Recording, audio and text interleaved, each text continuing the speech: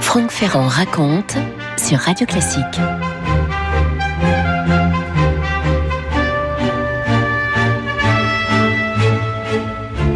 Janvier, c'est l'été dans l'hémisphère sud et nous sommes au Pérou, dans la province de Lima, un samedi, le samedi 29 janvier 1972. Autant vous dire que c'est une chaude après-midi d'été. Alain et Marguerite Le Naour et leurs 5 enfants, c'est une famille française qui s'est installée dans la capitale péruvienne.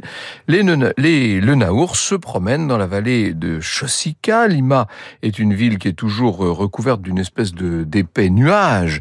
Et pour trouver les rayons de soleil, il faut s'éloigner de cette ville et monter un peu. Après, il ne faut pas tarder à rentrer à Lima, puisque la famille a l'intention ce soir-là d'organiser un dîner. On se prépare à accueillir le nouveau collègue de bureau du père Le Naour, Alain, qui travaille à la Compagnie Générale Transatlantique à Lima depuis 7 ans. Il se trouve qu'il a sympathisé avec ce nouveau collègue, qui est d'origine allemande, qui s'appelle Klaus Altmann, qui est âgé de 59 ans et qui dirige l'unique compagnie maritime bolivienne, la Transmaritima Boliviana. Comme cette compagnie n'a pas de locaux, elle a demandé à la Transat, la grande compagnie française, d'allouer un bureau à ses services. Et donc, dans la soirée de ce 29 janvier 1972, la famille française attend le couple allemand. Seulement les heures passent et les invités n'arrivent pas. Personne ne va se présenter au cours de cette soirée. Le week-end passe et le lundi matin, Alain Le Naour se rend dans les bureaux de la Transat et en arrivant, il s'aperçoit que son collègue n'est pas là. D'habitude, il est toujours là, très ponctuel. Et là, on se dit que décidément, ils ne se sont pas présentés au dîner. Il n'est pas là à son bureau. Il a dû se passer quelque chose. Sur les coups de 11h30, un telex en provenance de Paris arrive à la Transat et le message est de la plus haute importance.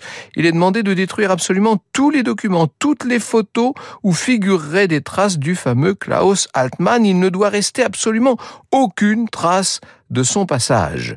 Oui, vous avez bien compris que le Klaus Altmann en question, le brave collègue de bureau qui ne s'est pas présenté au dîner, n'est autre que Klaus Barbie. Franck Ferrand sur Radio Classique. Ça faisait donc à l'époque près de 30 ans que Barbie était en cavale. Il avait été condamné 3 fois à la peine capitale par contumace pour les horreurs qu'il avait pu commettre pendant la guerre. De 40 à 42, il avait été sous-lieutenant SS aux Pays-Bas.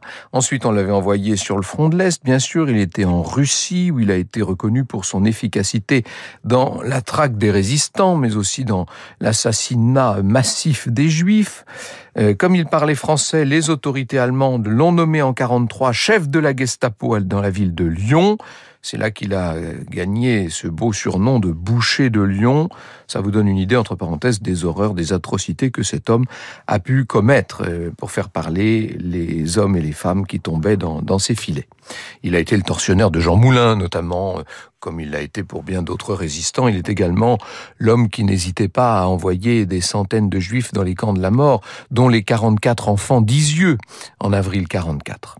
Jusqu'à la libération de Lyon, le 3 septembre 1944, Barbie est resté dans la ville pour exécuter encore un peu plus de juifs et de résistants. Et puis, il a fui Lyon. Il a été touché par balle au pied gauche. On l'a vu rentrer en Allemagne par le dernier convoi sanitaire, hospitalisé à Baden-Baden. C'est de là qu'il a, tout à fait impuissant, assisté au recul des troupes allemandes sur tous les fronts. Et quand l'Allemagne a capitulé, donc le 8 mai 1945, Barbie, qui se trouvait à ce moment-là à Berlin, a abandonné son uniforme SS. Il a mis des vêtements civils, comme l'ont fait bien d'autres de ses comparses, et il a souhaité retrouver sa famille à Bursfelde, c'est-à-dire dans la zone d'occupation anglaise. Sur la route, il s'est fait entièrement dépouiller par les troupes soviétiques et Barbie a vécu tout ça comme une terrible humiliation. Il a retrouvé finalement sa femme, ses 2 enfants, pour gagner quelque chose, eh bien, il s'est mis à travailler dans une ferme, dans un village pas loin, jusqu'au jour où 2 militaires anglais se sont présentés à son domicile pour l'arrêter, parce qu'on cherchait évidemment à retrouver le boucher de Lyon. À ce moment-là, il n'était pas là, il était absent. C'est sa femme qui a accueilli les autorités militaires anglaises et qui leur a demandé de revenir le lendemain matin. Inutile de vous dire que quand ils sont revenus, il n'y avait plus personne. La famille avait fui en zone américaine. À Cassel, Barbie a retrouvé d'anciens SS qui vivaient là clandestinement. Ils ont monté un réseau d'entraide pour anciens nazis.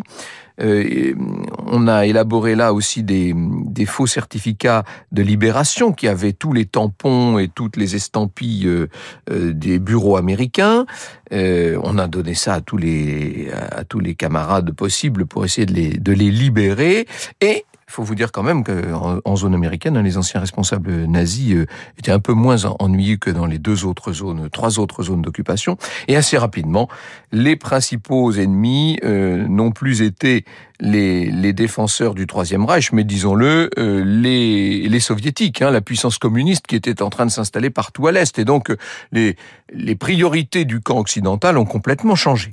Barbie s'est affairé dans le marché noir. Son réseau d'anciens SS a décidé de s'engager dans la répression des réseaux communistes en zone américaine. On perdait pas de temps.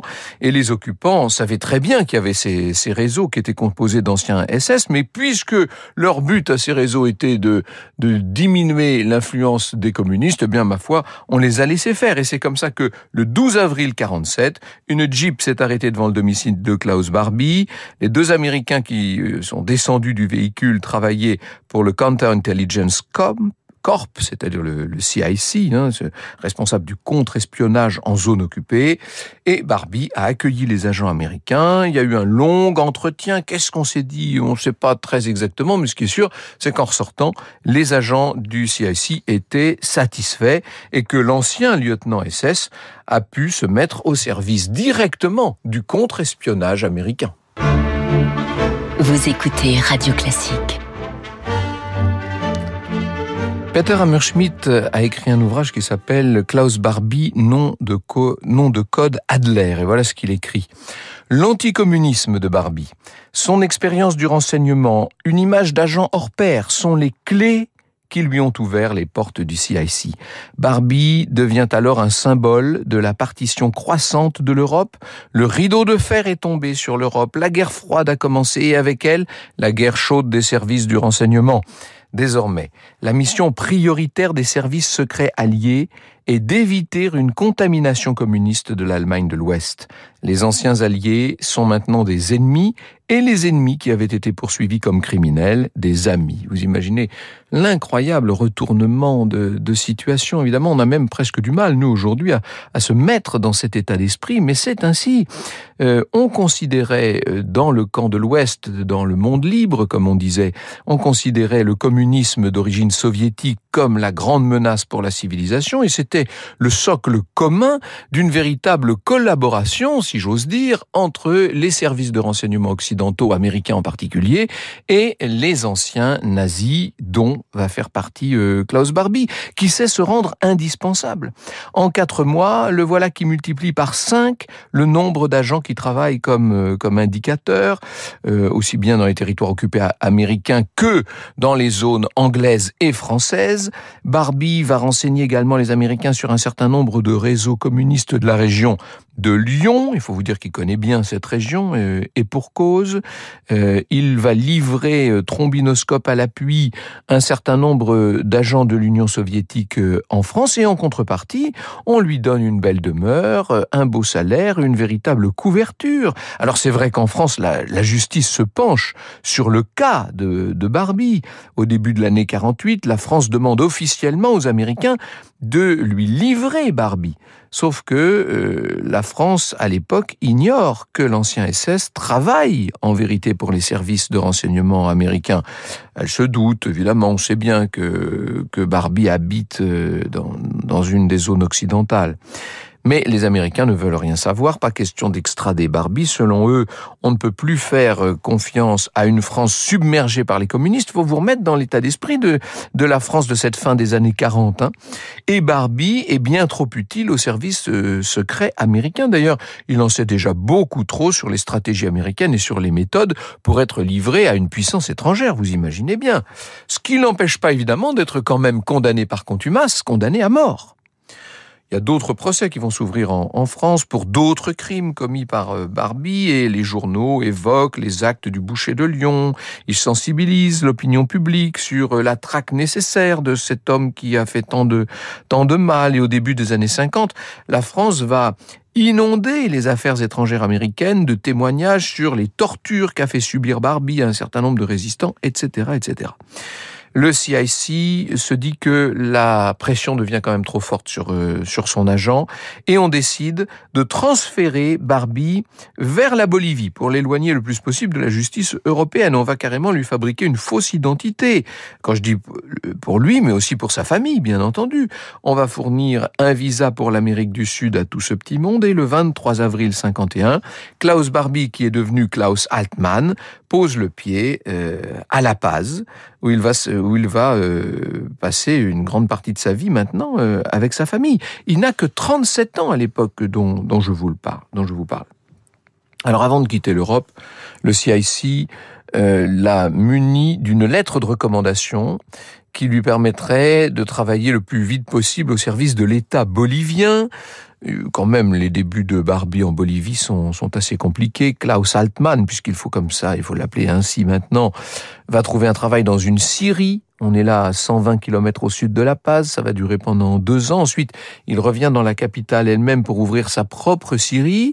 Il va faire une petite fortune dans ce domaine. Son entreprise prend bientôt de la valeur. Il la revendra quelques années plus tard en faisant un très beau bénéfice qui lui permet d'acheter une belle villa avec jardin sur les hauteurs de La Paz et de commencer à s'intégrer à cette société bolivienne où on ne tarde pas à lui donner carrément la nationalité. On le voit fréquenter bien sûr les milieux allemands de La Paz, et là-dedans il y a pas mal d'anciens nazis, est-ce que j'ai besoin de vous le dire? Barbie ne leur cache d'ailleurs pas du tout son identité véritable, il évoque avec eux son ancienne vie, il partage, il cultive sans aucun doute la nostalgie du Troisième Reich avec eux. En 64, René Barrientos va réaliser son coup d'État, ce qui fait que à la tête de la Bolivie maintenant vous avez une junte militaire avec derrière, tirant les ficelles comme d'une marionnette dans les coulisses, les Américains bien entendu qui soutiennent la junte militaire. Barbie se rapproche à ce moment-là du pouvoir bolivien, ça doit lui plaire, cette tournure autoritaire des choses. En 64, il forme le service de contre-espionnage et forme un certain nombre de Boliviens aux méthodes de traque, mais aussi, semble-t-il, d'interrogatoire, si vous voyez ce que je veux dire. Il va participer au plan qui conduira à la mort de Che Guevara. Vous rappelez qu'à l'époque, Che Guevara est caché dans les forêts boliviennes. On finira par le trouver en octobre 67. Déjà en 66, le président Barrientos a souhaité doter le pouvoir d'une compagnie maritime et puisque Barbie maintenant nage comme un poisson dans l'eau dans ces cercles du pouvoir, eh bien c'est lui qui propose au président de monter une compagnie maritime nationale et de la gérer. C'est donc en 67 la naissance de la Transmaritima Boliviana, cette compagnie dont je vous parlais tout à l'heure, qui en fait est un alibi parfait pour mener toutes sortes de trafics. Et c'est une compagnie cette couverture va doter Barbie d'un statut lui permettant de nouveau de voyager, très important. Ça, je cite encore Peter Hammerschmidt. En 1966, il obtient un passeport diplomatique qui lui permet, en tant que haut fonctionnaire prioritaire, de se déplacer dans le monde entier au nom de la compagnie maritime de l'État bolivien. À la fin des années 60, il se rend au Pérou, au Brésil, en Espagne, au Portugal, au Mexique, en Argentine. Le 17 juillet 69, à la demande du ministère bolivien des Affaires étrangères, l'ambassade des États-Unis à La Paz lui délivre en outre un visa dont les diplomates boliviens ont besoin pour entrer aux États-Unis. Sous couvert d'immunité diplomatique, Barbie se rend même en Allemagne en juillet 70, en février 71 pour des négociations avec la compagnie maritime nationale allemande. Bon, pour autant, les affaires ne marchent pas très fort. Il faut essayer de relancer cette compagnie maritime, acheter de nouveaux navires pour le Pérou. Barbie, à ce moment-là, enfin Altman, on devrait dire, s'installe avec toute sa famille à Lima. On est en novembre 71 et c'est ici qu'il va partager ses bureaux avec les employés français de la Transat, ce que je vous racontais tout à l'heure, ces gens qui ignorent toute son identité, bien entendu. En vérité, Klaus Barbie, alias Klaus Altman, vit dans un entier incognito, mais s'il savait la vérité, il s'inquiéterait, parce que cet incognito, certains sont en train de le grignoter chaque jour davantage. Franck Ferrand sur Radio Classique. Alors, quand même, les gens qui partagent le bureau de Altman à la Transat se méfient de lui. Il dit qu'il ne parle pas français, mais tout le monde a bien compris qu'il saisit parfaitement ce qu'on peut raconter. On le sait proche du nouveau dictateur bolivien, Hugo Banzer. En plus, il vit chez Friedrich Wendt, qui est connu, qui est un faux monnayeur, à qui Hitler avait confié en personne en 1943 la mission d'inonder l'économie anglaise de faux billets de 5 livres pour dévaluer la monnaie. Donc on sait très bien que c'est un ancien nazi. Bref, pour toutes ces raisons, on se répète dans les couloirs de la Transat qu'il faut quand même se méfier d'Altman. Et évidemment, de l'autre côté de l'Atlantique, alors là, on mène la traque. Depuis des années, Serge et Beate Klarsfeld se sont donnés pour mission de traquer, vous savez, et de retrouver les anciens nazis, où qu'ils soient. Et à la fin de l'année 71, les époux Klarsfeld sont contactés par un Allemand qui affirme avoir reconnu Barbie à Lima. Ils mènent leur enquête et après pas mal de semaines, eh bien, ils sont formels. Altman et Barbie ne font qu'une seule et même personne. Et il y a plusieurs journaux français qui font paraître des photos et Beate Klarsfeld s'envole pour le Pérou. On est là le 28 janvier 72. Barbie est prévenu, bien sûr. Il va fuir en Bolivie. C'est pour ça qu'il s'était pas présenté au dîner, là, bien entendu, hein. Et là, il est directement sous la protection de son ami, le dictateur Banzer. Seulement, l'ancien SS ignore qu'il va se faire piéger à La Paz. La scène, elle est connue. Elle a eu lieu le 3 février 72. C'est un célèbre journaliste français, Ladislas de Hoyos, qui obtient l'autorisation de réaliser une interview de Klaus Altman, qui nie complètement être Barbie. Seulement, le journaliste français va le piéger.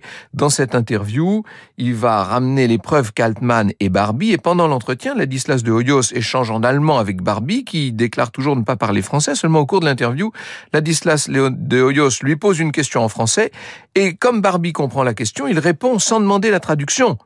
Et là, il s'est trahi d'une certaine manière. Ensuite, le journaliste va lui présenter 2 photos, celle de Barbie en 40, celle de Jean Moulin, et l'ancien SS prend les photos, il y pose ses empreintes. Bon, tout ça servira bien sûr par la suite. 5 jours plus tard, l'interview est diffusée sur la 2e chaîne française. Des millions de Français, parmi lesquels certaines victimes de Barbie, découvrent qu'un bourreau SS vit tranquillement en Amérique du Sud à 10 000 kilomètres. Évidemment, la France réclame son extradition. Le président Pompidou écrit au chef de l'État bolivien « Le temps efface beaucoup de choses, mais pas tout », écrit le président français. Aussi, les Français ne pourraient accepter, sans que l'idée de justice en soit ternie, que crimes et sacrifices soient pêle-mêle oubliés dans l'indifférence. Franck Ferrand sur Radio Classique. Le gouvernement bolivien n'en refuse pas moins d'extrader Barbie, arguant que la justice bolivienne fera elle-même le travail. Altman nie bien sûr toujours être Klaus Barbie. Le 6 décembre 1974, nous dit Peter Hammerschmidt, la demande d'extradition est rejetée car d'une part, il n'existe pas de convention d'extradition entre la France et la Bolivie et d'autre part, Barbie est désormais ressortissant bolivien. Enfin, le droit bolivien ne reconnaît pas les crimes de guerre. Confronté au lien de Barbie avec le gouvernement bolivien, la volonté du gouvernement français d'obtenir l'extradition s'étiole.